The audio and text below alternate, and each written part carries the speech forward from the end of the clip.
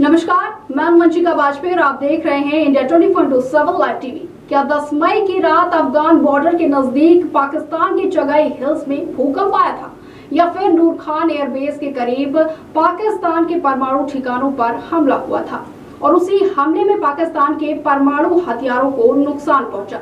ये सवाल इसलिए उठ रहा है क्योंकि 10 मई को ही पाकिस्तान की सीमा में 2 ऐसे विमान चक्कर काटते नजर आए जो रेडिएशन का पता लगाने और उसे कम करने का काम आते हैं। आइए जानते हैं इस मामले की पूरी कहानी क्या है। दुनिया जानती है कि भारत और पाकिस्तान दोनों ही न्यूक्लियर पावर देश हैं, यानी दोनों के ही पास परमाणु बम है। अब 2 ऐसे देश जो परमाणु बमों से लैस हो, अगर उनके बीच जंग छिड़ जाए तो सबसे ज्यादा खतरा इसी बात का होता है कि हार का खतरा देखते हुए दोनों में से कोई एक देश परमाणु जंग न छेड़ दे। पाकिस्तान हमेशा से ही न्यूक्लियर पावर कंट्री होने का न सिर्फ ढिंडोरा पीटता है, बल्कि वहां की सरकार, नेता, मंत्री और यहां तक कि पाक सेना भी जब तक परमाणु बम की धमकी नहीं दे देती उसे चैन नहीं मिलता। अब सवाल यह है कि 100 घंटे की लड़ाई के बाद भारत और पाकिस्तान के बीच जब सीज फायर हो चुका तो फिर नरेंद्र मोदी ने पाकिस्तान को साफ साफ ये चेतावनी क्यों दी कि अब भारत पाकिस्तान के न्यूक्लियर बमों की ब्लैकमेलिंग से नहीं डरेगा? तो इसी सवाल में छुपा है एक ऐसा सच जिस सच के तार न सिर्फ पाकिस्तान के न्यूक्लियर बम बल्कि इस सीज फायर से भी जाकर जुड़ते हैं।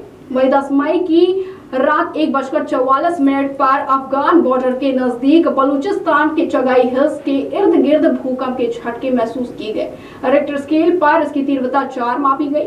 वही इसी भूकंप के लगभग 16 घंटे बाद अमेरिकी राष्ट्रपति डोनाल्ड ट्रंप का एक ट्वीट आता है जिसमें वो ये ऐलान कर दुनिया को चौंका देते हैं कि भारत और पाकिस्तान के बीच सीज फायर हो चुका है। और सचमुच 10 मई की शाम 5 बजे से ही सीज फायर लागू हो जाता है। अब सवाल ये था कि चगाई हिल्स में भूकंप का वो झटका और उसके चंद घंटों बाद सीज फायर का आपस में क्या लेना देना था? क्या 10 मई की सुबह चगाई हिल्स के इर्द गिर्द सचमुच भूकंप की ही झटके महसूस किए गए, या फिर वहां जमीन के अंदर पाकिस्तान ने कोई न्यूक्लियर टेस्ट किया था, या फिर पाकिस्तान की परमाणु सुविधा ठिकानों पर हमला हुआ था? ऐसे हमले के बाद 10 मई की सुबह करीब 8 बजे पाकिस्तान की प्रधानमंत्री शहबाज शरीफ एनसीए यानी न्यूक्लियर कमांड अथॉरिटी की एक इमरजेंसी मीटिंग बुलाते हैं। ये मीटिंग इसलिए बुलाई गई थी ताकि ये पता किया जा सके कि पाकिस्तान के खास तौर पर नूर खान एयरबेस के न्यूक्लियर एयरबेस को कितना नुकसान पहुंचा है। और बस यहीं से खबर आनी शुरू हो गई कि नूर खान एयरबेस पर हुए हमले में पाकिस्तान के परमाणु हथियारों को भी नुकसान पहुंचा है। अब जाहिर है कि अगर परमाणु हथियारों को नुकसान पहुंचेगा तो आसपास रेडिएशन भी फैलेगा। इसके बाद सामने आई 2 तस्वीरों ने इस बात को हवा दे दी कि सचमुच पाकिस्तान के परमाणु हथियारों को नुकसान पहुंचा है। हालांकि भारत ने इस बात से साफ इनकार किया है कि ऑपरेशन सिंदूर के तहत उसने पाकिस्तान के किसी न्यूक्लियर ठिकानों को निशाना अभी तक नहीं बनाया। भारत का कहना है कि हवाई हमलों में सिर्फ पाकिस्तानी एयरबेस और सैन्य ठिकानों को ही नुकसान पहुंचाया गया है और निशाना बनाया गया है।